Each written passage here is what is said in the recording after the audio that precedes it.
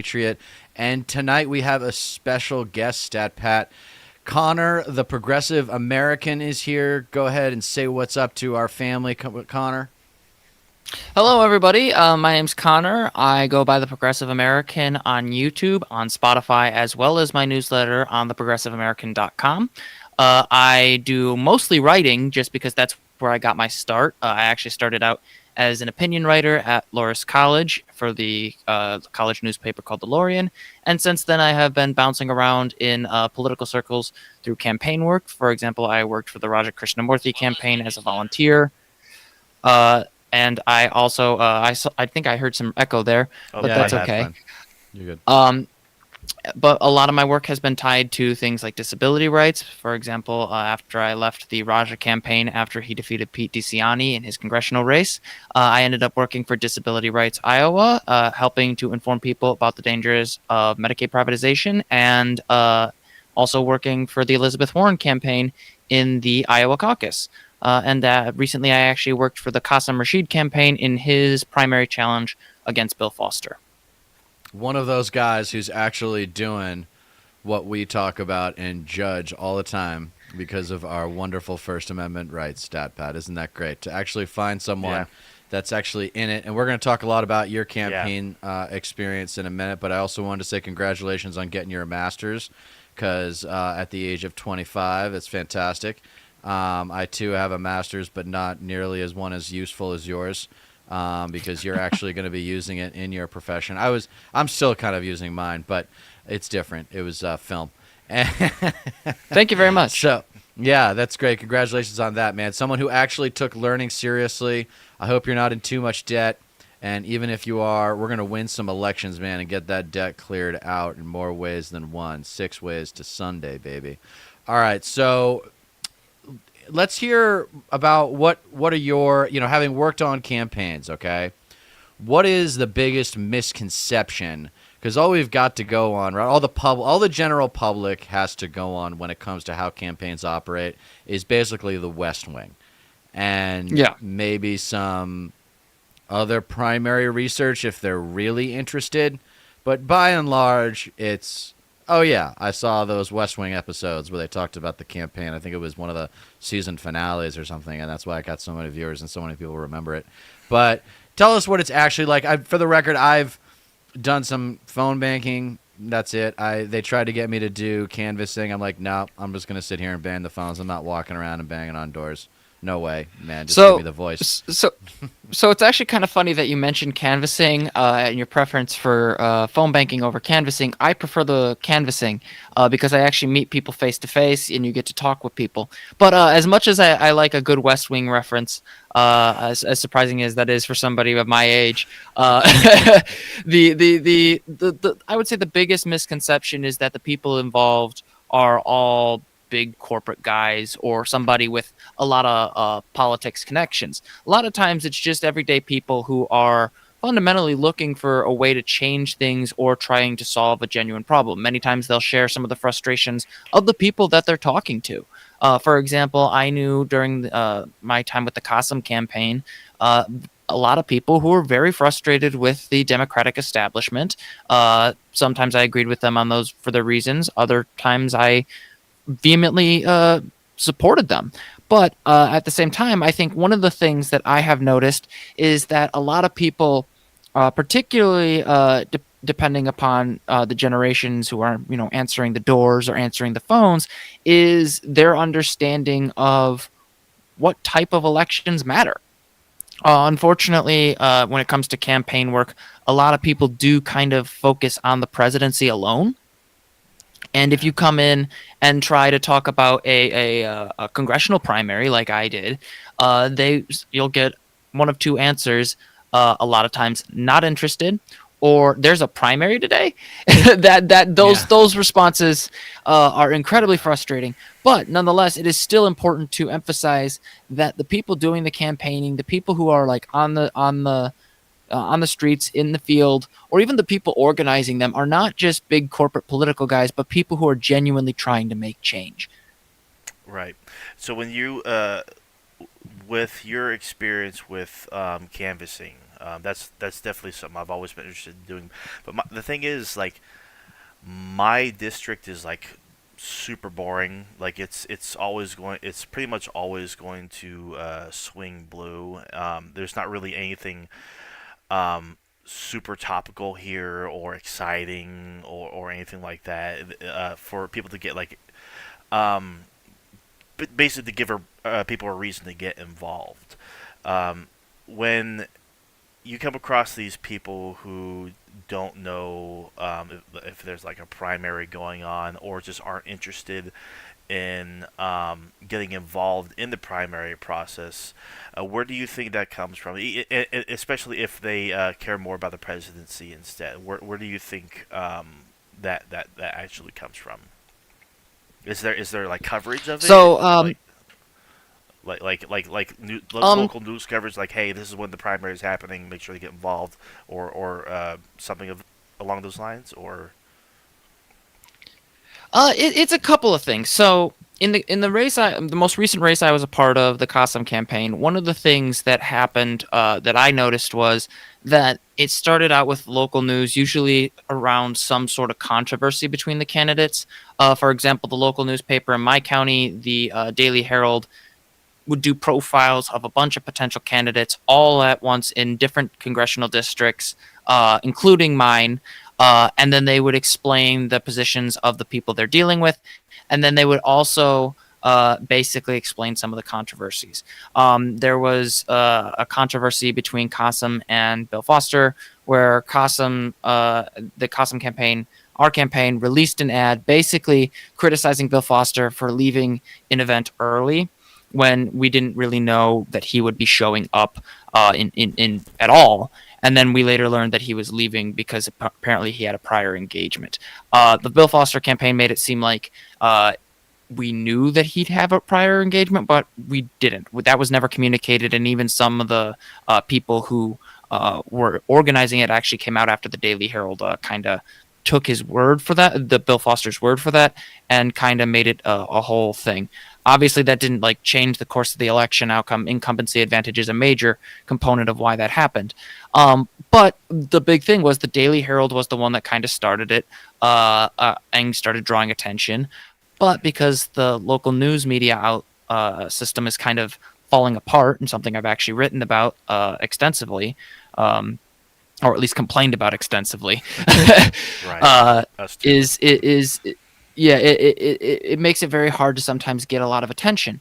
But the other thing is, with the nationalization of politics, this was something that actually came up in my campaigns and elections class when I was pursuing my master's, was that with the nationalization of politics, a lot of local issues, including constituency outreach, is undermined by a lot of the basically hyper focus on national issues. Like, for example, The Independent did a profile of the race surrounding Qasem and Bill Foster, and the big thing that they were focused on, and rightfully so, I should add, was the debate between Bill Foster and Qasem on Israel and Palestine. And as much as that is incredibly important, it didn't really get into a lot of the things that Qasem was concerned about, like Medicare for all, or things like getting campaign finance reform put through. Like, Qasem did not take any corporate or political action committee money. I checked before I joined the campaign. Right. And yet those issues, things that really make people say, hey, maybe the system can change, hey, maybe this thing can be improved upon, were pretty much removed because a national newspaper was really focused on this controversial issue. So it's a lot of things, and it's kind of complicated, but I can go into a lot more detail if you'd like. No, So real that quick, checks one out. question that I've got for you, as someone who's on the ground, there's that old cliche, and it's playing to what you're talking about, of all politics is local. Now, I guess what's meant by that is that the stuff that really affects your day-to-day life has more to do with the local elections than it does with the national elections. Do you think that that has changed since Trump got elected? Do you think that the perception of that saying has changed? Because now, if people were to say something like all politics is national, which Kulinski has kind of said before, it's really talking about who's going to show up. And obviously, we know the Trump trash are going to show up. And it's just a question of how many people off the bench on in suburban and urban areas show up on election day. But go ahead. So there's a couple things. I don't think it's necessarily mutually exclusive for the actual like politics being local changing to the politics being national versus say like the perception of politics being mutually exclusive. I think the perception and the fact can be interconnected, or possibly cyclical. People perceive politics as national, therefore it becomes national. Sure. But the thing in my experience and is that I do think with social media, with the decrease in a lot of local newspapers, and in the case of my area, actually the rise of fake newspapers. Dan Proft and the Legislative Government Information Services actually were involved in an attempt during the last gubernatorial election out here, in an attempt to basically create fake newspapers that were engaged in race baiting. You would have newspapers that would come to your door, like they would have like very reputable sounding names like Chicago City Wire or something. Right. But then you'd have like front page pictures of black men or some minority committing a crime, and then you'd have absolutely no idea who wrote the article. And actually the newspaper I mentioned, the Daily Herald, was actually had to cut ties with the organization that was doing that because they realized, oh crap, we're a legitimate news organization and we're affiliating with this basically political operation to misinform the people. But back to your question, Dieter, the big thing I think is it's kind of hard to say that politics as a local issue in terms of like people actually benefiting from local government has ended. It's just that a lot of the discussion about what ought to be in terms of your local community has been subsumed by discourse surrounding controversies on the national or even on the state level. For the longest time, there was an organization that I was particularly concerned about called Awake Illinois. And Awake Illinois is an anti-LGBTQ hate group. They're not registered as such by the Southern Poverty Law Center yet, although I do know an activist who has been trying for a very long time to get them on that list because they have been involved in the anti-trans panic. And they have a lot of connections and have been working very hard to try and push for basically every single issue you can think of that, like, would it concern a city council or a school board or any number of these issues to basically be the Moms for Liberty of my state. And so, like, when those kinds of groups pop up, it can be very hard to actually look at what constitutes local politics anymore. No kidding. Let's to address that. It's like this is kind of like the long game in a sense. Like a lot of the think tanks on the right that basically play into all this fear mongering regarding like all these cultural issues and whatnot. They understand that you have to go local as well. So it would make sense that they're probably funding a lot of these like fake newspapers and whatnot, and just spreading this rhetoric and investing in these school boards and these city councils and whatnot, just to muddy the waters and make their voter base or susceptible, vulnerable, uneducated people attached to these issues that ultimately don't really even affect them at all. It's disgusting. These fake newspapers that you mentioned, were the articles even based on real stories, or were they just like totally fabricated? So from what I remember, I know that some of them were based in some element of truth.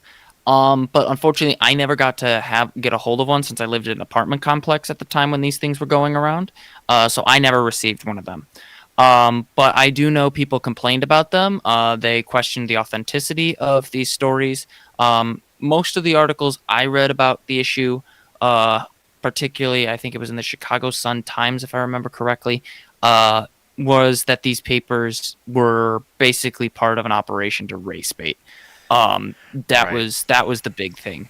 Like you can have somebody like a black man commit a rape, and that doesn't mean it needs to be front page news in an election Right. or be used as a symbol of everyday black people. Like Yeah. that was the kind of the big issue.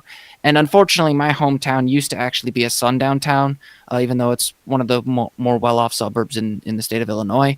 In fact, Martin Luther King actually tried to come here, and according to some sources, he was denied access and was forced to go to a hotel in Aurora rather than stay here.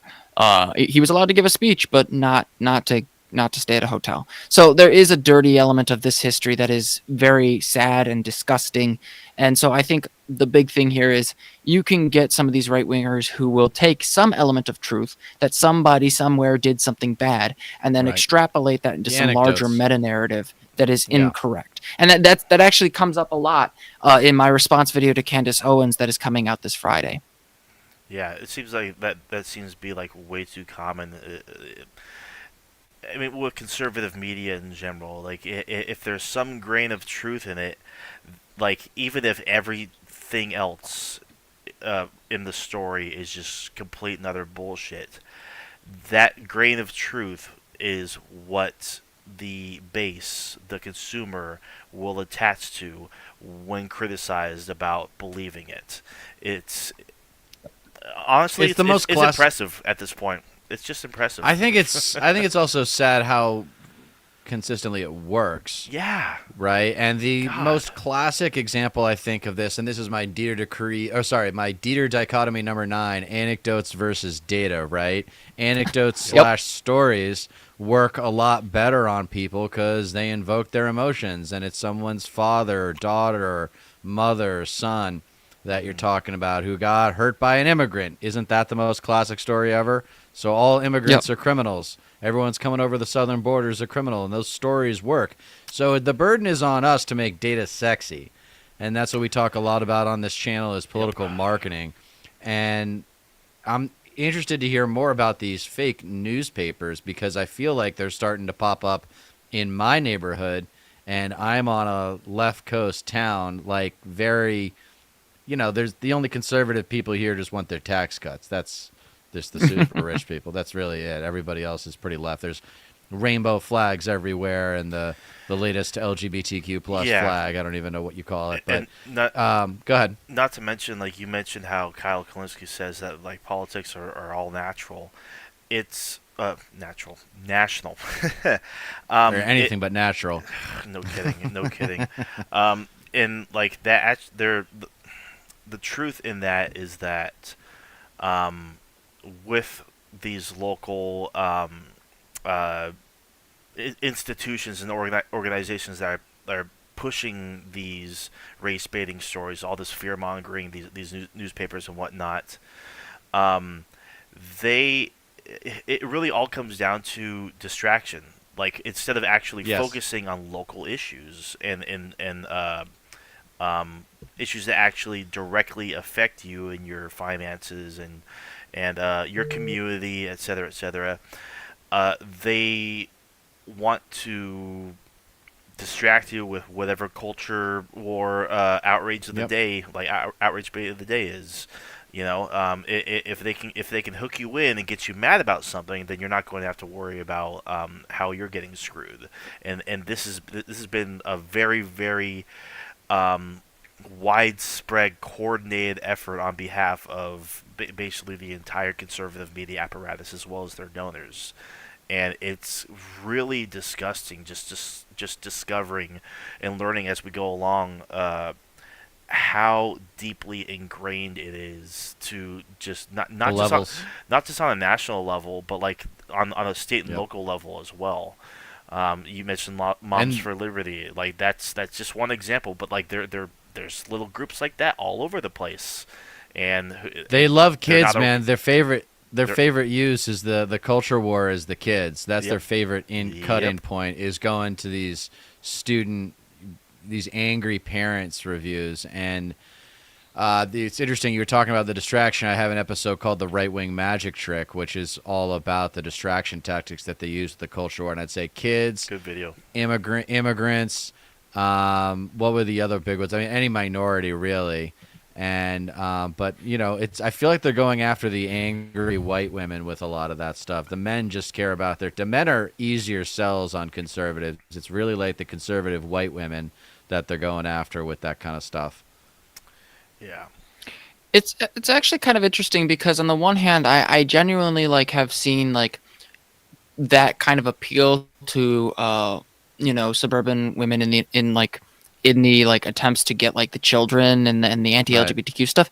But I've Yeah. also seen like this sort of conflict, and this is not necessarily representative of all the people that I have interacted with on either side of the aisle here, but just a small subsection.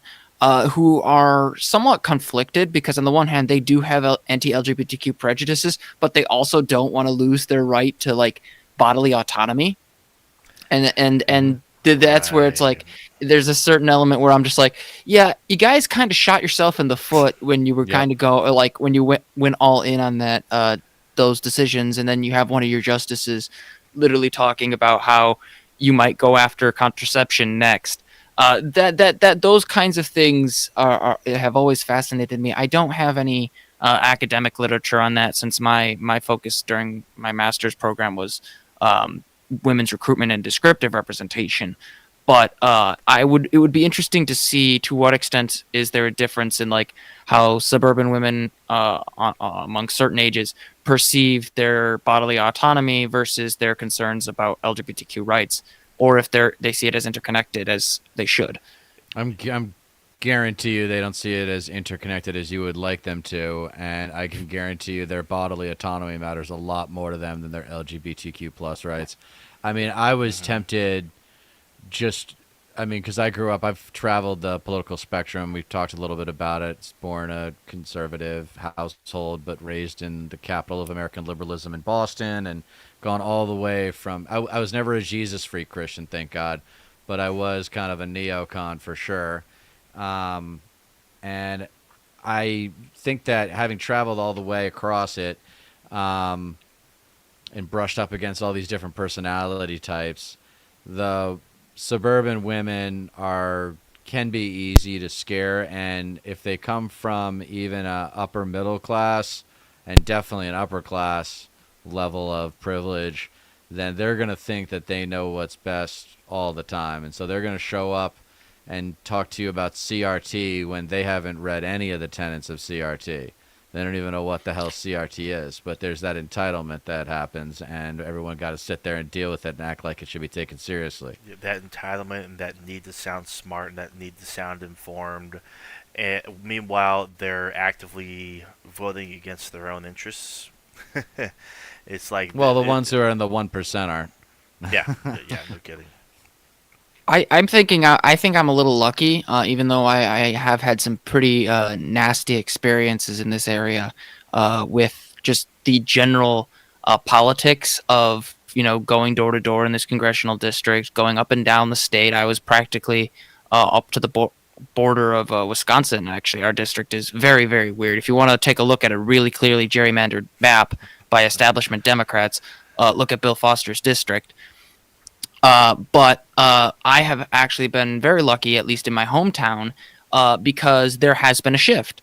It is Naperville, and I'm just outing myself because it's public information at this point. Right. Uh, it has been historically a red city or suburb, but it has increasingly become more purple and lean more blue.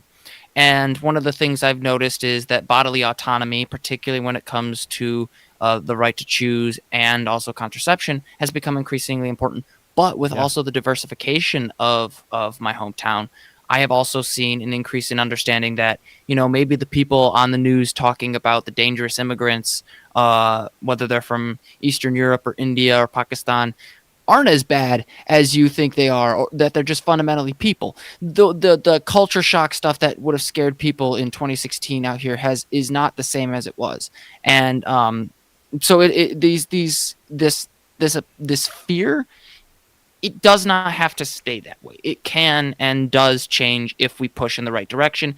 And Sure. if we're aware of the changes around us and use them to create a more humanitarian and egalitarian political environment. Totally agree.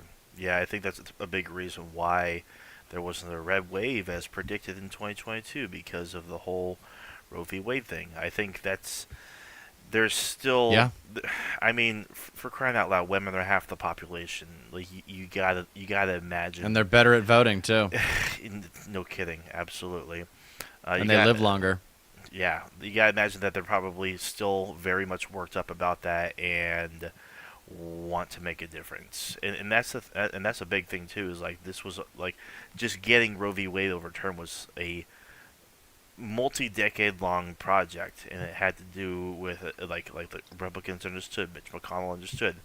You attack the justice system. You go after the actual Supreme Court, and you flip the seats to your favor. Basically, I think it was the Federalist Society or something like that was Yeah, probably. largely involved in just changing the entire dynamic of the Supreme Court, and it's going to be just like it was a decades-long project to flip those justices, the seats of the Supreme Court to basically be Republican loyalists and basically do their bidding, so to speak.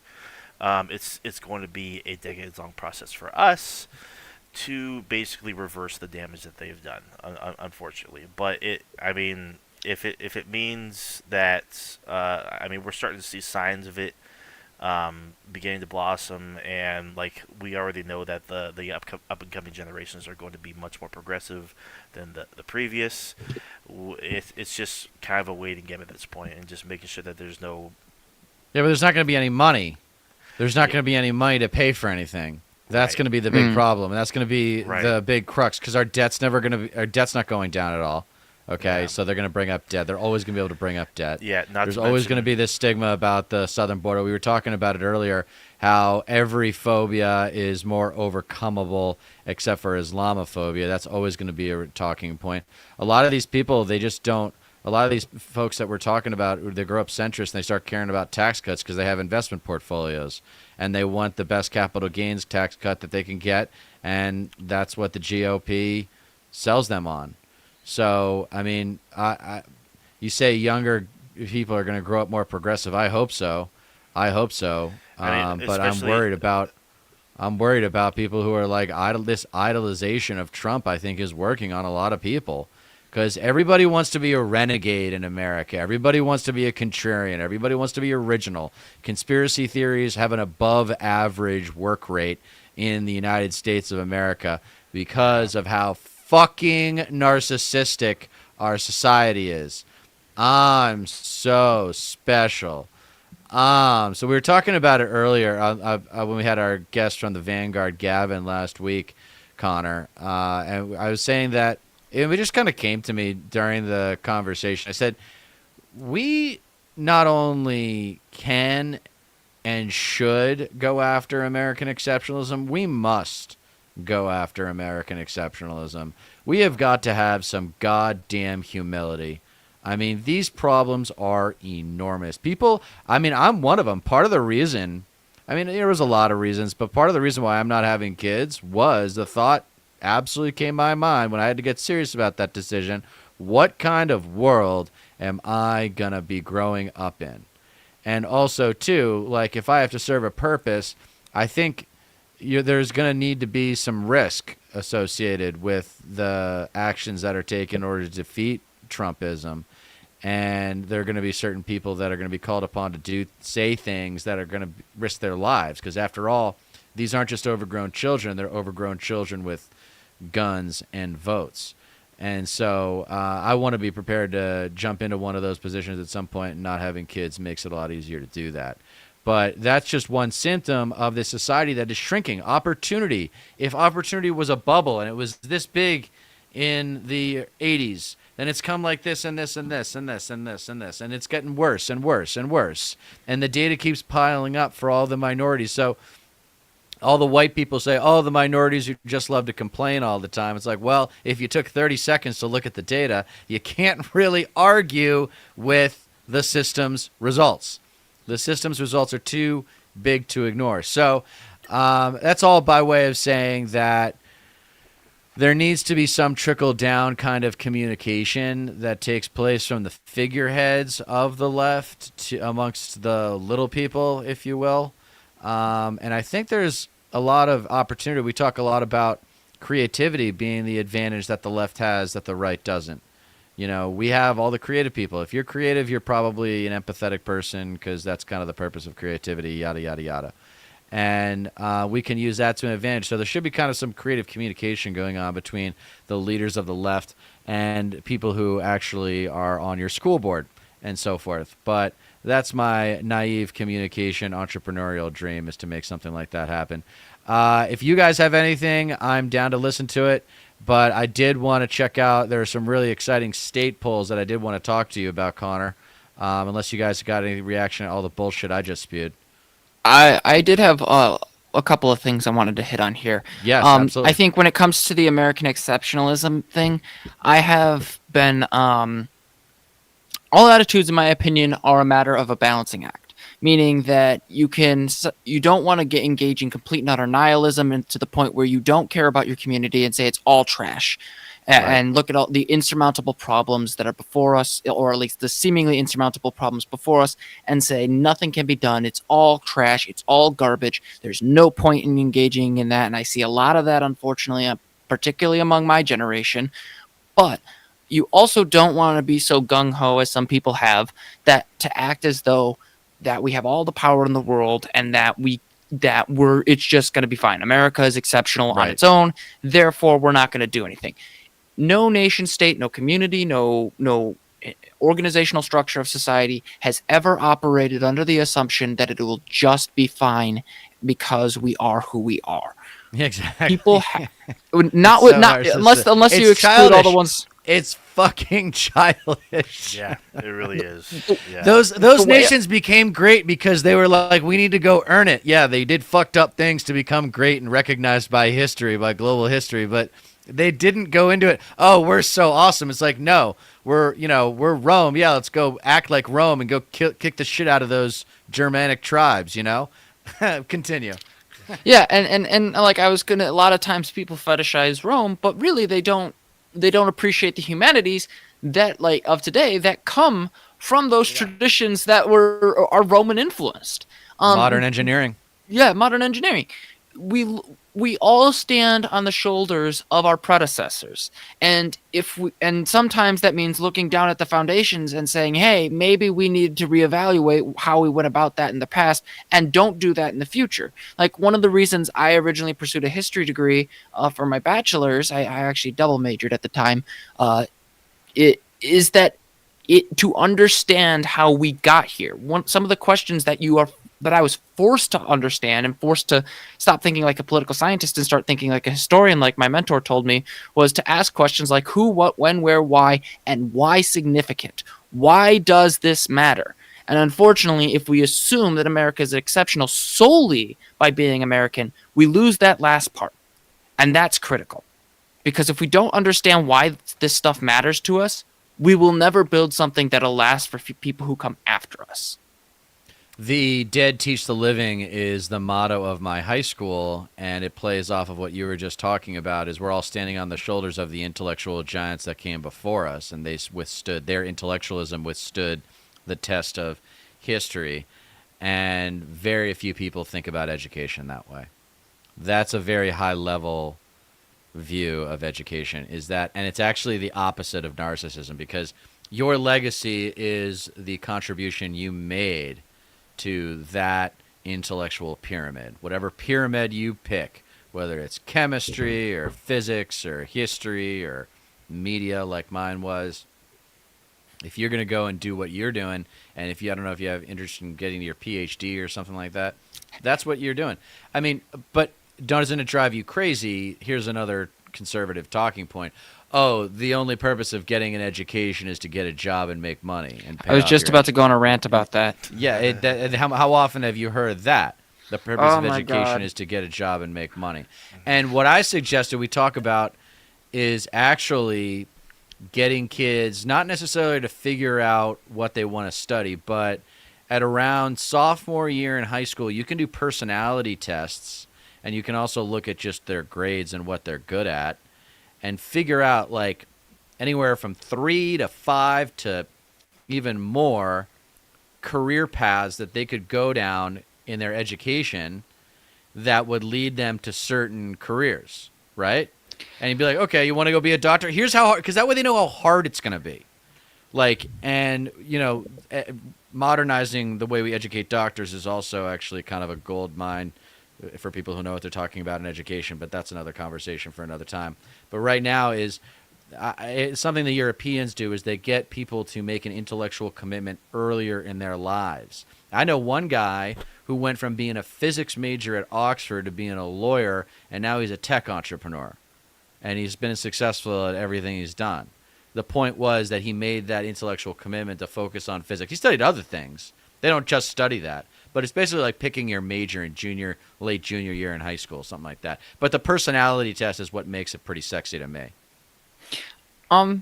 That's complicated for a couple of reasons.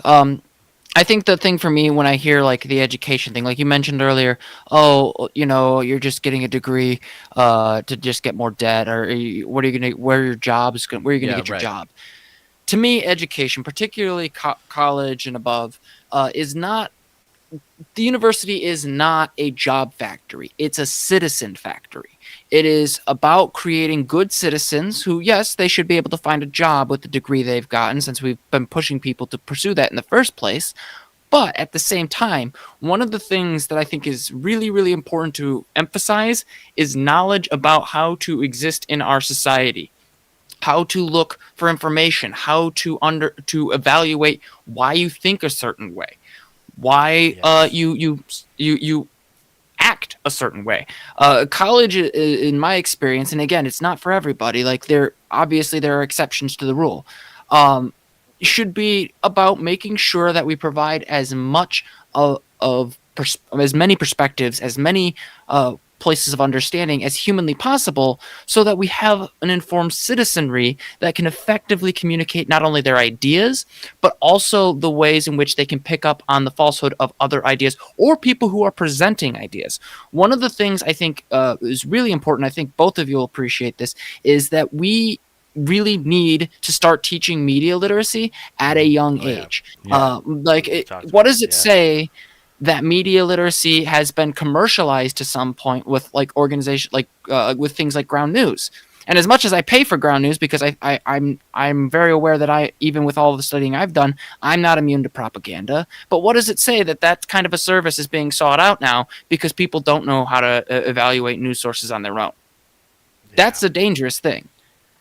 Yeah. No kidding. Very true. Yeah. Very true. It says a lot. I mean, I couldn't agree more. People really don't know how to identify when something they're consuming is not even real to begin with. A lot of people will just share, like on Facebook, for example, will just literally just share an article that's probably AI generated, but is programmed to be like just outrage bait. You know, there's no actual like rhyme or reason to it. It's like, oh, this right-leaning celebrity did this just to stick it to the liberals, because that's what it's all about, owning the libs. You know, it's just fodder. Honestly, there's competition kills collaboration, man. Competition kills relationships. That's why creative people don't like politics, or at least a lot of them don't, is because. And that's why they don't like sports. We've talked a lot about this, Connor, is like I'm trying to sell lefties on at least appreciating what's going on in sports, because they have to understand competition better. Whether you like it or not, politics is a competition. I think we talked about this on the phone call. Yeah, this is probably repeat information for you, and it's definitely repeat for the viewers. But I wanted to give you guys some bad news first. All right, here we go. So we're going to check this out. Have you guys seen these polls? I have not seen some of these polls, unfortunately. Okay, here we go. I was working on some stuff. I'm going to start with the big news first. Here we go. Ready? Oh, boy. Ah, crap. Yeah. Woo! I think he went up hold on the to last Georgia. time I I thought Georgia would be the one we held on to the easiest, but it looks like that's going to be the hardest to hold on to. Arizona, also difficult. I Within the think margin of error, at least. Yeah, that one's maybe with within the their margin of abortion, error. maybe with the abortion issue, they're driving a lot of voters. I think that might play a big factor in it. It's just going to be. I think if out of all the swing states, the more time goes on, I think it will eventually lean a bit more blue, or at least like get a little bit closer. Michigan's the closest. That's within the margin of Wow, error, Biden's obviously. actually closing the So gap there. Yeah, he's been closing the gap on that one a little more consistently. Well, that's good. let's go to his home, basically his home state, or what he likes to think of his home state. Another one I within the mean, margin it of comes error. down to Philly and Pittsburgh suburbs. So we all know how the game is played in Pennsylvania with the Democrats. And then we did Michigan, Pennsylvania, Wisconsin was the last one I wanted to do. This is what we got here. What we got? Oh, So I pretty think close, too. just to clarify here, I think the big thing it's important to remember is where Biden was in 2020. The three main states he really needed were Wisconsin, Michigan, and Pennsylvania. He Correct. does not necessarily need Nevada, Arizona, or Georgia. Although it would be good to have some backup with Arizona, especially with the abortion issue Yeah. that Pat mentioned earlier. But it's also worth noting, and this is something I actually ranted about this morning, is the issue of RFK Jr. Right. It's kind of hard to tell who he's pulling from the most. So whether or not somebody will, if like he drops out tomorrow, who will get the boost? Who will get the advantage? He's not You gonna got drop people. out. No, I know, but I'm just saying like the difficulty in Is he looking getting at on the these polls. ballots? That's the most important thing. I don't know about the Yeah, ballots. yeah. That's where it's kind of hard to tell because I granted I did not see some of these polls until like recently. I'm seeing Um, this right now. It's crazy that he's actually up at 11% in Nevada. Like, I mean, the fact that he's even like breaking double digits in polls is astounding. Yeah, no, it's one of the things that I think is concerning to Look me is I think there's a certain disconnect with the voters about the reality of this rematch. Really, Yes. I think one of the things that has been hit on both among mainstream news outlets and independent outlets is that I don't think it's really clicked that this is really happening and Trump was a genuine threat to the public safety. I mean, I worked for Warren. I was one of the people who helped knock Biden out of my precinct in the Iowa caucus. I'll be critical of him to the day I die. But yeah, Biden sucks. but at the same time, I do think the fact that it's not really being hit home like with every major alarm that this guy is Might part become of the president. reason, not part of the reason that Roe is gone, and part of the reason we've had such big problems with things like Israel Palestine, like him recognizing territory in the Golan Heights or moving the embassy to Jerusalem. Yep. All of those issues that people on the left and even people in the left of center's Isla politics should care about is not being hit on the head enough, Yeah. especially when it comes to basically people remembering how bad things were. I mean, COVID Yeah. was mismanaged under his administration. We lost yeah. about 1.2 million people. Yep. Like that entire thing needs to be hit over again and again, which is why I'm kind of glad that Biden is challenging Trump to the debate, even though I'm still a little cautious about how I feel about that. Yeah. I had to write a review of that debate when it happened and the first time around, and it was not fun. But at the same time, people kind of seeing Trump for what he is yeah. critical. Yeah. Plays exactly. it's gonna be hard. The fact that they are debating plays exactly into what you are saying by the relevance of this in people's lives. Like people have seemingly forgotten that. Oh my God! If we don't show up again, Trump might be president again. And so, just looking at the timing of this, I feel like he's trying to get this debate in so that people are talking about this over the 4th of July. And then they get a head start on the media cycle before the Republican convention, which is in mid-July. Yeah. I think what it says to me is Biden's actually like worked up the confidence to actually face Trump, because he understands like him and the Democrats understand like all they really have is like going after Trump. Like we've talked on this channel like extensively about the Democrats' inability to actually message and champion their accomplishments. Like the National Labor Relations Board under Biden has been historically excellent, like Yeah. fantastic, and but you rarely even hear about that. But this it's going to make things a whole lot better for the working. It's even shown us that it's working a whole lot better for the working class. But their messaging and marketing is just not sound whatever, so they have to rely on going after Trump, which is completely fine because he's a fucking joke and a half. 91 charges or like that he's facing alone, 91 different felony counts for what he's done with 3 or 4 different cases that he's facing right now, and he's even stated like publicly that he would be a lot worse on the Israel-Gaza relationship. He would be a lot less. He'd be a lot more lenient when it comes to Israel. And I don't know if you guys have read up on Project 2025, but there's literally like a coordinated effort to replace all kinds of judges and council members and state assembly, all this with Trump loyalists, and it couldn't be more it couldn't be more dire if you try, but like this just isn't really being talked about unless you actually tune in to leftist channels, Majority Report, Secular Talk, The Humanist Report, Young Turks, Serfs, whatever. It it it really is like it's a repeat of everything, but like more so now, like with what Trump has gone through the past few years with his trials and his rhetoric. It is obvious deteriorating mental faculties as well. It couldn't be more obvious, and it really sucks because a lot of young people are like, oh, we're not voting for Biden because of Gaza and whatnot. And it's like, well, Biden would be a whole lot better on LGBTQ issues, labor issues. Bet you all the girls are voting. Bet you all the girls are voting. No, of course. And yeah, that's kind of like what I mean. like- What are we really talking about here? Yeah. From again a political marketing perspective, is we need a figurehead to be the voice for women's reproductive rights right now, and the best we got is Kamala Harris, Yeah, and that's just not good enough. yeah. That's just not good enough. I actually met her too. I've met quite a few of the I'm sure people she's we're lovely. talking about.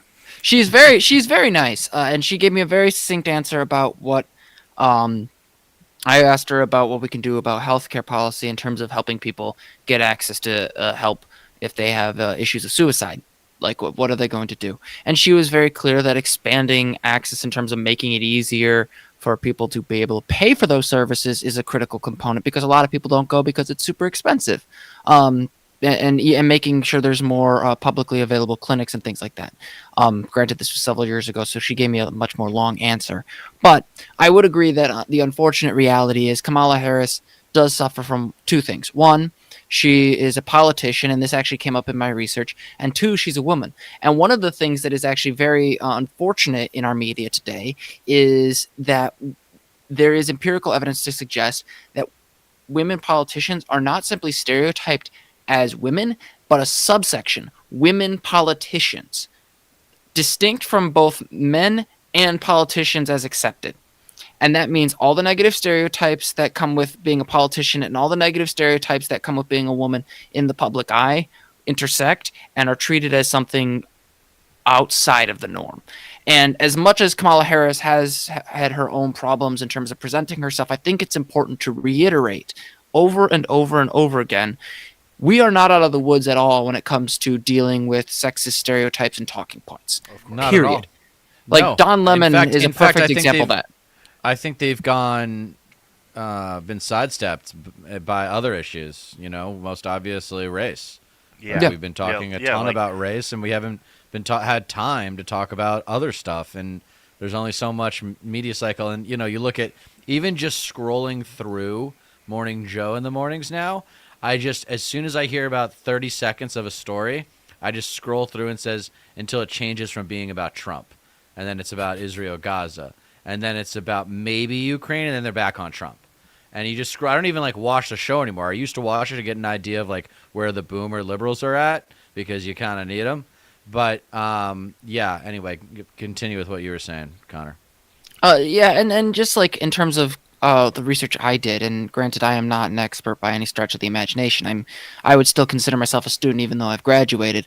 I think one of the things that needs to be reiterated again and again and again is that we have a fundamental view of politics that has always assumed almost a sort of masculine view of what it means to be a politician, or rather, the stereotype of Yes, the of course. masculine view of politics. Yeah. And so when we talk about figures like Kamala Harris, I think we need to remember that like part of the reason Trump is so big, and I know you guys already know this, but I'm going to reiterate it again and Sure. again, is that part of the reason Trump was so big is he let men, particularly white men, say what they thought was acceptable to say, but were prohibited from saying it by basic decency, to throw off the shackles of being They're empathetic to their bullies. fellow human beings. And, you Yeah. know, like, it's like that kind of thing, I think, is part of the reason we see the way, like, Kamala Harris is received. Part of the reason we see people talking in the way that they do about her in live streams and in comment sections, bars. People fundamentally are still caught up in these stereotypes, in their way of thinking, and it's part of ending what kind started Trump. Also means ending those stereotypes. So what do you want to do about it? How do you want to end them? So there's a couple of things, and obviously you can't. The realm of ideas is a lot more complicated than the material, because you can't physically kill an idea. But one of the things that was consistent in my research is early socialization. So how you teach the next generation, particularly in high school or middle school, those things matter the most. Because, for example, there is the amount of women like who actually run for public office is influenced by the socialization. So the more exposure you can get women, like more women into politics, by Right. like encouraging them from a young age to basically pursue professions that were previously seen as masculine, could theoretically break some of those ideas and challenge them and force people to come to terms with the fact that, yes, believe it or not, women are equal to men, and it's about damn time we recognize that. But the other thing is basically holding a mirror up to these people like Trump when it comes to local, state, and congressional elections. When you have a candidate that is seeking out Trump support because he's the party in chief, ask that candidate if they're willing to account for some of the behavior that he has engaged in, particularly with the Stormy Daniels case or the way he's commented about women in the past, and see how many women in his area are willing to actually vote for him. Obviously, you're not going to flip a Republican based on that issue, but you can sometimes get the independents to either be hesitant or outright refuse to vote for that candidate. Yeah. Negativity is a good way to get people to either who are on the fence to either oppose the candidate or just not engage with that particular race at all. So it's Yeah, exposure. one- So expose Exposure. expose them for the white trash bullies that they are. I think Yeah. it comes down to execution. Those are all the right strategic points. I disagree with nothing in terms of your approach. I think it comes down to, as most of life does, executing on a good strategy. And Yep. that's where it comes into, I think, training. I think we've got some good policy people on the left in the system. People like yourself are wanted by the Democratic Party to be in positions of writing policy and whatever. But not everybody has, like you do, experience on a camera. I don't know if you have any training, but it's actually not that hard to, and that's the difference between being a public servant and a politician, right? Because politics is performative. And so, yeah, we should call out your opponent for being on Team Trump trash, but make sure you do it in a loud way. attention. I was about to say attention grabbing way. And I think, to your point, women have a much taller order there than men do in order to get your attention, keep your attention, and then take them seriously when they get pissed off. And Yep. that's kind of like the art. That's the art. Is like, can you pull off getting pissed off because it's a completely natural reaction to something being wrong?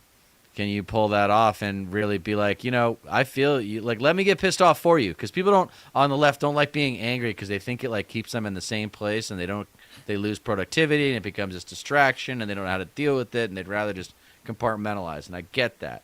But if you want to be politically active, even a little bit, just by showing up and voting, it's okay to get pissed off. And it can be fuel for filling out that paperwork and making a few phone calls for your local person. But you got to like sell it as the candidate saying, I know you're pissed. It's okay to be pissed. Now, when you vote for me, what I'm doing for you is taking on the anger so you can go focus on your life. And I don't know if that even fundamental message is being pitched. Now, when someone does that, they better have presence. They better be able to work a microphone. They better be able to work a TV screen. I'm talking like, how many people are in Congress? What is it, like 535.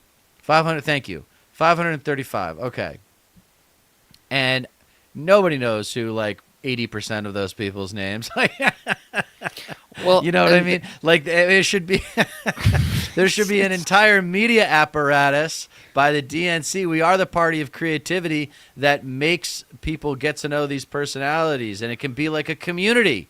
It could be like a digital online community. There's so much room for this kind. There's so much room for this kind of connection. Like, at the end of the day, I guess my point is, you've got all the right ideas. I think in order to execute them, we need to get creative about how we connect with voters, particularly younger voters. To me, it's simple but hard. We need to crack the code for younger voters, and it gets harder the younger you get. But I don't know, man. This student loan debt and stuff is piling up, and people are just sick of it. Credit card debt. I think I'm doing an episode on debt, so I'm not going to talk about it, but I think debt, it might be the key to getting people actually to have a fair chance in our society. Rent too. Yeah. Well, yeah. Big But time. it's all probably, if they are in debt, it's probably because they had to put cash up for rent, and they had to go pay groceries with a credit card, and that shit just adds up and adds up. And then once you're in it, you can't get out of it. And if you do get out of it, you have to consolidate, and that crushes your credit. And then you can't live for like 3 years. So I'm saying there's a creative way. There's a creative way to get the monkey off of someone's back, or call it not a handout, but a hand up. And they're doing that with medical debt in places like Connecticut and Arizona. So that's exciting. It's exciting to see it relieved, because the people that they are in debt to, the institutions, not the lenders, they actually want to get a percentage of what they are owed. You can get them to settle at like 25% or even better. I think the medical debt just got cleared out at like 18% or something like that in Connecticut, which is amazing. That's an amazing number. Yeah. It wasn't bought for like really cheap and then forgiven like it was for just a fraction of what the actual amount was. Yes. Something like that. Yeah. Yeah. It's insane. Like, if you have the surplus to do that, that changes lives. Like, Right. why not do that? I mean, for like the whole healthcare system, like, is completely broken as it is, and if most of Congress and the Senate are bought out by the insurance companies and the healthcare industry and whatnot, why not? Why, I think more governors, since they're just governors, they only have jurisdiction over their state. Why not forgive debt? Like obviously it's not going to change. Like Bernie introduced Medicare for All back like 2015, 2016, maybe even before. Yeah, that. but I got something to say about Medicare for All. Okay? Oh This yeah, is well, political I mean, like, just like because a universal healthcare program hasn't been introduced yet. But Sure. Yeah. But I just wanted to say as a talking point for Connor here, because, again, this is what I have to offer as marketing. And when I hear Medicare for All, I do have relationships with some pretty accomplished doctors, and they all hate Medicare. They all don't want to deal with Medicare. And they've got higher end clientele, sure. But in our society, like the best is going to want to be paid the best, and Medicare's not a panacea, is my point. So the solution to that little problem where Medicare for all sounds amazing and it's beautiful and it's simple, it's got to be actually to be intellectually responsible because our ideas do have to be, unfortunately. Medicare for all or something better. It's that simple. It's Or that healthcare simple. for all would be maybe a better But- way of framing it. No, because I like the Medicare. You've already got an established marketing win there. You've got a win there. And not like some people have got to let go of defund the police. If anyone's still hanging on to that, please let go. It is just doesn't sound good. I know it doesn't necessarily mean defund the police or get rid of the police, but that's the way a lot of people hear it enough so that we can come up with something better. I have no bullies. Sorry. I have no badges for bullies. Okay? Let's go easy with it. Like, let's go fun with it. Because we respect the badge, right? I mean, at least as a white guy growing up in the suburbs, it wasn't the gun that made me respect the police officer. It was the uniform and represented, obviously, by the badge. Like, it was like, oh, there's a guy I can ask for directions if I need to. You know? Like, that's what I thought of cops when I was growing up. But it wasn't the gun. If you're a minority, it's the fucking gun. Yeah. Oh, here we go. I got to give some love to my chat when I hear from Thunderbird because Thunderbird's my most loyal viewer. Farm raised. Parents put me on work program. Held 3 jobs. Oh, I can just show it. Held 3 jobs simultaneously in high school. No college. Became civil engineer through public library and business systems analyst through the internet. No debt. I hope that that's true. Because you are an exception. You are the American dream, Thunderbird, if that's the case. Good for you, man. You believe that? I mean, I hope it's true. I hope it's true. I have no means to verify that, but I will say though, like for example, we were talking about debt and like student loan debt and things like that. One of the things I was very lucky to come across, I actually expected to take on debt for my master's program, was programs through the public university, through the state, that helped me pay for my tuition entirely. I did Right. not take on any debt. I didn't have to file FAFSA for nearly The best. for the entire 2 years because I was part of a GPSI program that I worked a job for 2 years with the Illinois Department of Central Management Services. I got a stipend, and they got a relatively cheap worker, and I didn't have to pay tuition.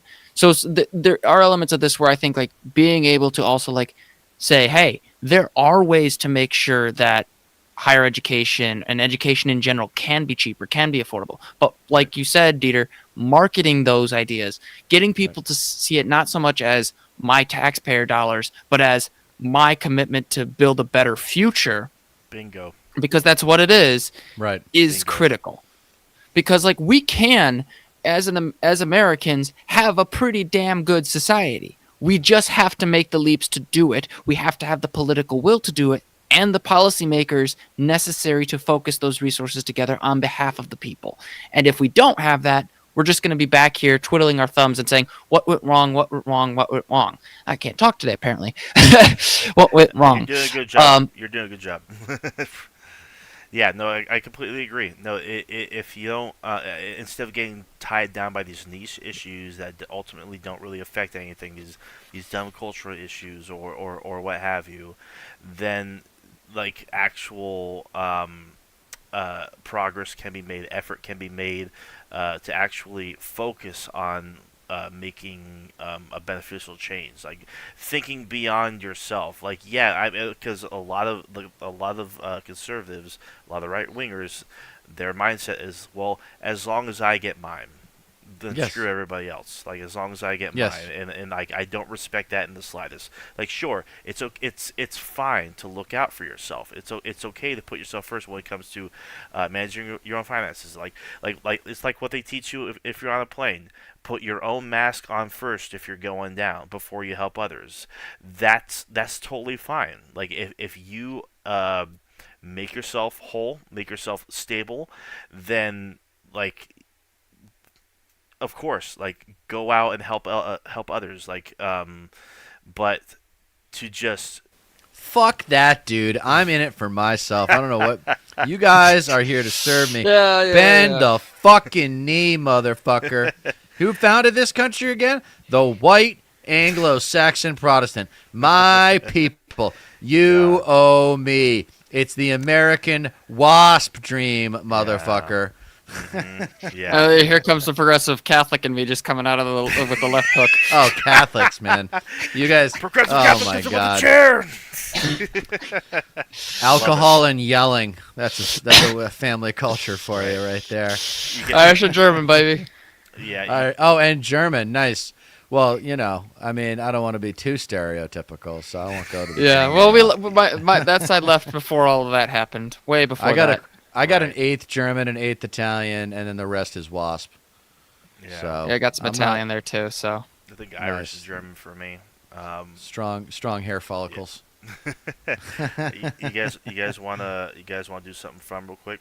So there's Yeah. Sure. there's this guy in my chat who's been very very excited Loyal? for Oh. well this is the first time he's interacted with any of my streams, and he's a case study, if you will. oh boy. Let me just go ahead and just start reading off, because he's just been going and just like chatting away as I'm obviously engaging with you gentlemen. Let's go ahead and see what he has to say. Trump trial not going as planned. Jack Smith and Fannie Mae has had a rough week. Biden border policy is Koch brother policy. Stacking the court wouldn't be changing the dynamic of the court. College protests are pushing voters to the right. Biden broke all records for illegal immigration. He's just going on and on about like all sorts of conservative talking points. Bidenomics is higher prices. Border is a problem. Inflation's a problem. Left can't meme. Why aren't there any popular talk shows for lefties? I bet you guys ate up the Russian collusion narrative.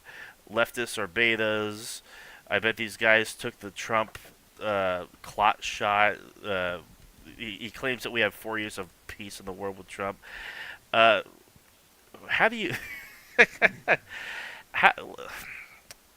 how do you deconstruct someone like this? Honestly, It's his team, man. It's his team. Yeah, like go red team, go. It's his Go team. Trump team, go. Yeah, it's not even the GOP team. It's the MAGA team, man. And there's at least 50 million of them in America, and a lot of them are on YouTube. This is another thing I talk about in my YouTube channel, where I'm going to talk. Yeah, I think I just talked about in my most recent episode how to us lefties, we usually have artistic interests, and we usually are passionate about this, that, or the other thing, right? Movies, TV shows, Star Wars for me. physical art, yeah, whatever. I'm more of a star. I have a saying: policy is Star Trek, politics is Star Wars, political marketing is Inception. I actually haven't figured out what the third one is, but I think Inception. Which might one's be a good Mass one. Effect? I don't know. I don't know. That's a good one. Like those were such good games, but I actually never got to play any of them. But like I hear They're that really good. Yeah, I'll have to like actually give them a chance. Yeah, this guy is actually like so into our show. He's such a big fan that he actually wants to call in and actually get on. Like, send me a link, this and that. It's just like, Let's get him on. I don't know. Oh boy. We have to. Like, I think I'll lose my hair, and I'm only 25. Come Have on, you man. guys seen whatever happened to the Dylan Burns debates? I watched a Burns debate on CRT I haven't watched recently, him in a minute. No. and he hasn't done one in a long time. He has He's good been Was videos. this the focusing hippy on dippy? Ukraine. Yeah, the hippy thing dippy we used to round do? table, and like Yeah. Hunter Avalon was on there. I love those Mike round Figueredo was tables. on there. A bunch of other good. There was the conservatives were hilarious. Just Rob so Knorr. funny. See the lefties like bring every lefty I find. So it's like reading a good book or watching a good movie. I always find like something good in it in every lefty I talk with. But with the conservatives, I just have categorized them in my head.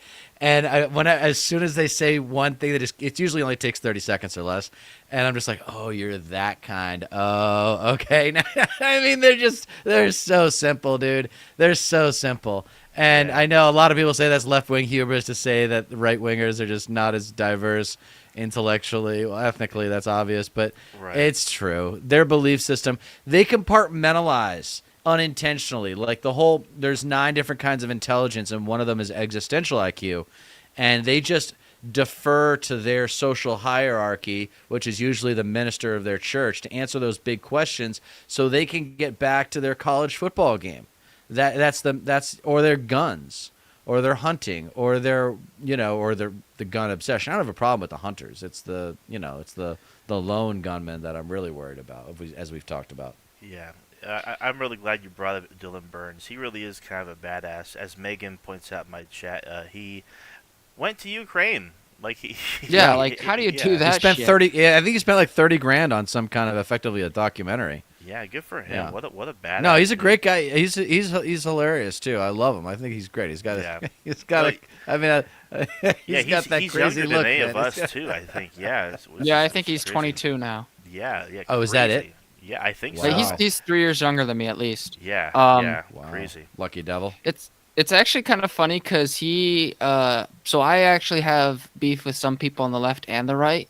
How many of you are we familiar all with do. the Midwestern Marx Institute? I've heard Not of at that. all.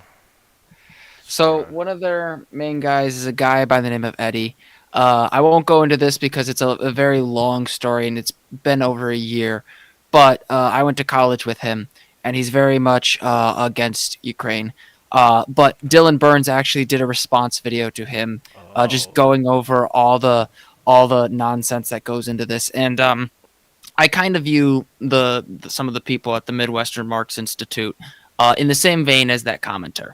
They have a set of talking points. They repeat them Gish Gallop Yep. and they don't really contextualize what exactly is being discussed. And I did my own response video to Eddie. Some Snapchat stories were included because he kept getting banned from TikTok and started posting on Snapchat, so I called him out for that.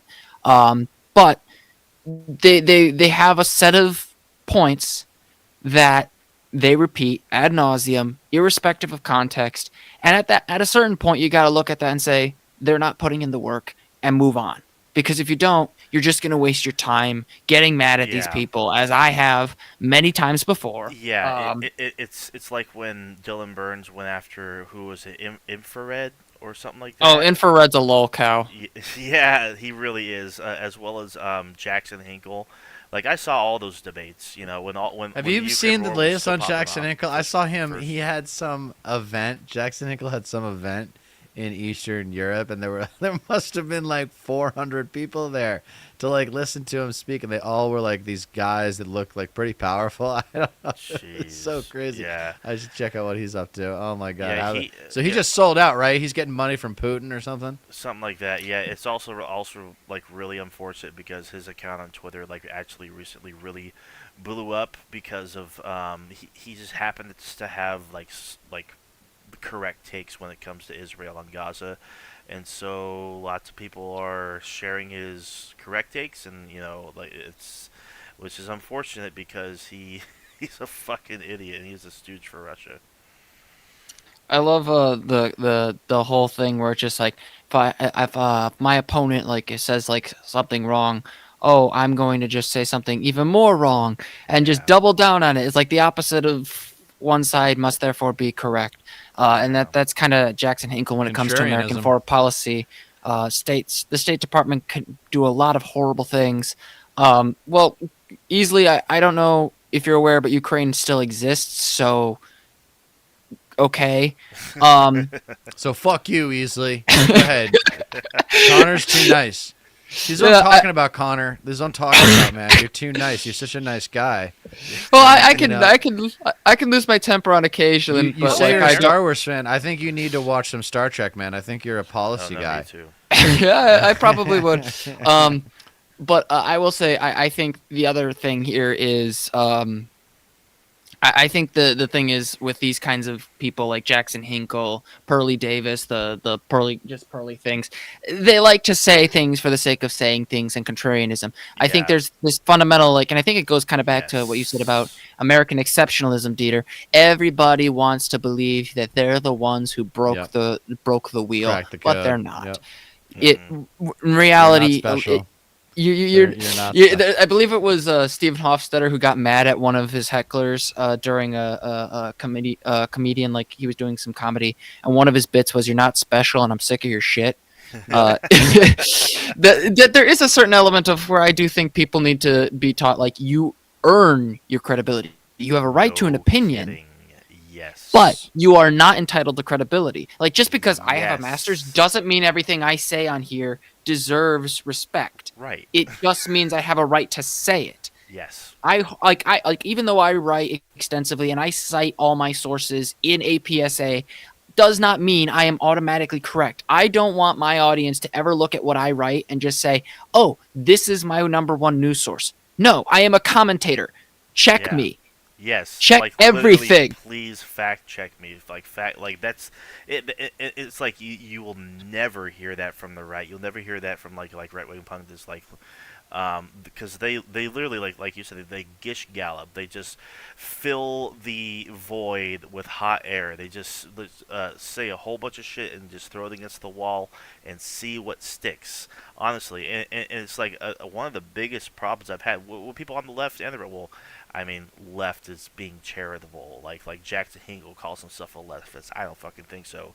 But people like Tim Pool, who's nominally on the right, but has on far right figures and whatnot. Him, Ben Shapiro, all these Daily Oh, Wire God. types, compulsive contrarians. If there's like this position being espoused in mainstream media about a certain topic or whatever, their instinct is just to like take the opposite position of it, even if it's something that's like relatively new. Because there's a market Especially. for it. Yeah, Because that's what modern media has become. Is Jimmy it's a Dore did this. marketplace. It's a marketplace for ignorance. It's a grocery store for ignorance. It's a grocery store for confirmation bias. Like whatever you want to believe, if you look hard enough, you will find someone else out there saying something that rings true with you. yeah, And Ben Shapiro is a Nazi Jew. I mean, he like straight up is. I mean, he's Goebbels, man. He's Goebbels, and he brings a level of intellectual credibility because he went to Harvard Law that most conservative Americans wish that they had, but they don't because most of them sucked at school. So he's insanely popular because of his credentials, and his delivery is impeccable for people who wish they were smart, because that's Yeah. what they think smart people sound like.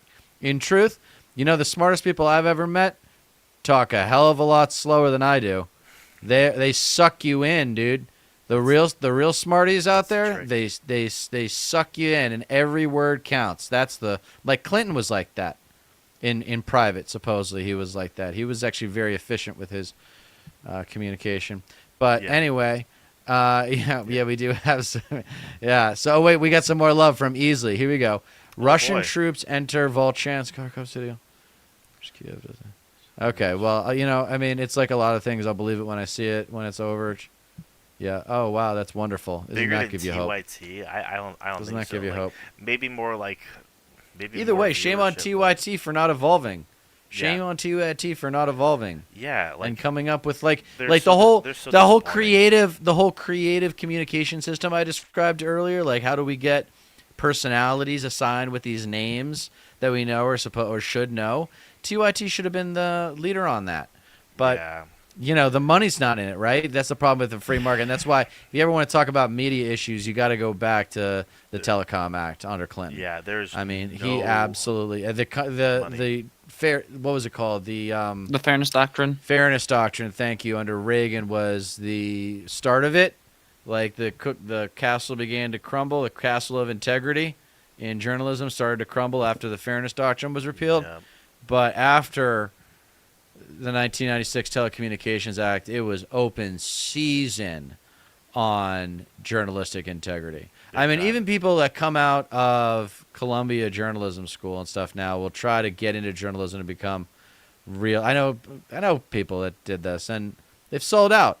And you know what because you know what the market demands if you're in that job, that you find like one little specific thing that you're really knowledgeable at, and you get to be a guest on all these shows. Good luck trying to be a host on one of these shows. You got to get real lucky to get that job. The best you can hope for in that world is to be a regular guest on those shows. And that carries with it a market-driven incentive to say what's going to get you on the show and not piss off the host too much. Yeah. Yeah, Because they want to invite you back. It's also funny because it's also funny because like a lot of conservatives will say follow the money, you know, but all the money is being pumped into conservative media. There's no money on the left. There's no money on for leftist programs like online and whatnot. Nothing. You don't see any progressive media being pumped into whatever it is, Facebook, Twitter. I mean, of course, there's less politics on Facebook now, but it's all right wing media. Like, and who's funding it? They don't bother asking themselves those questions at all. They don't have like the foresight or the wherewithal to think, wow, like these conservative platforms, like these conservative channels and whatnot, and these pundits, they're super popular. I bet they're super rich. Like, why is that? Why is that the case? But not actual leftists. I'm not talking about liberals. Like all of them are, you know, MSNBC, ABC, CNN, whatever. Yeah. Like their establishment. That's where like the actual liberals. They're not going to are, like, YouTube for their news. They're not. Not at all. Whereas like If YouTube was going to catch on and be really impactful, it would have happened already. yeah. I mean, that's the thing is like YouTube until like I was thinking, doesn't Marjorie Taylor Greene have a YouTube channel? I think Like, so. are Or some there sort of le- podcast of some kind. Are there lefties who Yeah, I do think that? she does Are there podcasts, yeah. are like does AOC have like a YouTube channel or anything? She does I think Instagram Live AOC every now and then, but Yeah, she does Instagram lives. But I do have to head out in a bit because it is Oh, 11 okay. o'clock on my end. Oh yeah, but that's I will right. just You're in Central Time. Yeah. Anything? Yeah, we'll take PST. this.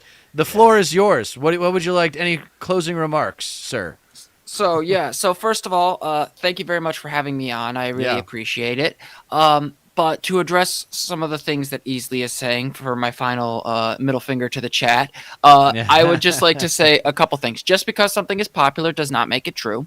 Yes. There's a lot of things that Based. is popular to talk about, but that doesn't necessarily mean it is of the utmost importance. For example, if I were to ask an everyday person if they knew what ethylene oxide is, they probably wouldn't be able to tell you, even though ethylene oxide is a massive carcinogen that is actually tied to leukemias, lymphomas, and breast cancer in women. And yet, if you wanted to figure out where you could figure out where a plant was nearby, or if you lived near one, most people wouldn't know. And in fact, in California has quite a few plants. So if you go to the Union of Concerned Scientists, you can find that stuff out. But the other final thing I would like to say is if we want to change the media environment, we don't just have to do it from a perspective of commentary. We have to do it by protecting genuine, nonprofit, nonpartisan news, which means protecting the local media environment that we already have. Part of the reason the Chicago Sun-Times started to merge with WBEZ is because they were trying to protect themselves from companies like Alden Global Capital. So if you want to see a change in the media, protect your local news organizations and look into who's trying to buy them. The Yes. Chicago Tribune got gutted because of people like Randall Smith and Alden Global Capital, and that newspaper has been around since the Lincoln administration. They worked with him before he was even president. Wow. Protect your local media. This isn't just for the left or the right. This is for everybody. yeah. So, with that out of the way, thank you very much for having me on again. If you want, just to put a bow on that, media restructuring is the definitely something that needs to be talked about more. So that's a hell of a concluding comment because I'm a student of media, and Absolutely. The more media outlets and more levels of media outlets, the better. In terms of what you're talking about with established objective viewpoints that are just really about just brokers of information, as Dan Rather used to say. Yeah, really valuable insight, and This is what he's talking about. This is what he's saying. It's getting consolidated. yeah, Things are getting bought up. yeah, Local that's- trustworthy news brands are going away Yeah, pay easily. attention Learn. easily. Learn. Yeah, Learn. pay attention. Yeah. Seriously. Alt media, sure. Alt media, sure. None of us here are professional journalists. Yeah, that's know what what I'm- you think we are, dude. Like, this is alt media. This is literally it. Like, there's no big I'm gonna- money behind us. We're just. Yeah, you got to go. He's got to go. political nerds. Connor's got to go. Yeah, no. Thanks, No, buddy. You're the man. I just want to address this one thing though, real Sure, quick, because he sure. says Yeah. that easily. I know we've been arguing with you a bit throughout this stream, but I do hope that you will consider what I say here. You are right to be angry that things are not going the way they should. On the left and the right, we all kind of know something's wrong. We all understand that there is a fundamental problem with the way our society currently treats its people, especially in the informational age. But when you say to me, local media is owned by big business, I say yes. But what are we supposed to do about that? Do we just engage in nihilism or get angry at people on the left or on the right?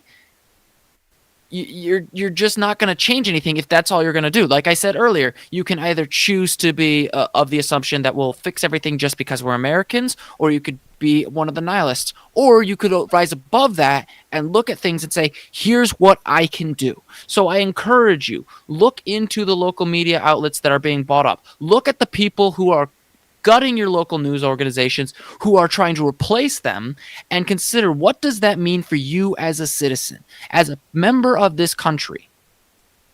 Yeah. And once Ah. you start looking at that, and not just from the perspective of your local commentators, like even like me, but from the perspective of your own interests as a part of this society. Yeah, big time. Yeah. I really, really, really dig your insight, dude. You're definitely welcome back here anytime. We didn't really get to talk much about your experience with the Liz Warren campaign, so definitely next time when you come on, Yeah, we'll get you back. Pick your brain about that for sure. All right. Thank you very much, you guys. Of course. All Thank right, you for Connor. coming Have a on good again. one, my man. Have a good night. Thanks again. You too. I like Such a that good guy. That- Yeah, he's what such a cool good guy. Yeah, no, that was very, very fruitful. Yeah, I'm looking So he forward and to I having him connected again. on Twitter about a year ago, and he, yeah, no one's disagreeing with that. Local media's going like, yeah, I know, we want it back. All right, so yeah, you're welcome, bro. You're the man. Nice. Thanks. So much. That was really fun. Yeah, we should do this guest series thing. I think we could get some really good people on here, and it's great to Yeah. mix it up with other people's perspectives. Of course. Do you have anything else you want to talk about? Did you have anything else you wanted to maybe react to? We're going for an hour and a half, so I think we could call it a day. It's 9:15 on the West Coast, I over mean, midnight. only I thing think we're good. only thing Yeah, I what up? really had in mind was like Hillary talking shit to the college protesters about, oh, you don't know anything about foreign policy and whatnot. It's just being condescending and a smug asshole like she always is, and she wonders why she fucking lost in 2016. But other than that, no, Yeah. I got nothing else to add. All right, man. Well, America, thank you for watching. Looks like Naming X. Megan, it is always going to be Twitter. I don't care what you say. I don't care what Elon Musk says. It's Twitter. I'm going to tweet on Twitter. It's not X. I could give a shit less. But I see your point. all right, man. Well, All right. in regard to what his core theme there was, let's all agree that we need change. And to Yeah. that we say, you don't get change in America by asking nicely. Yeah. Y'all have a nice night. Have a good one, guys.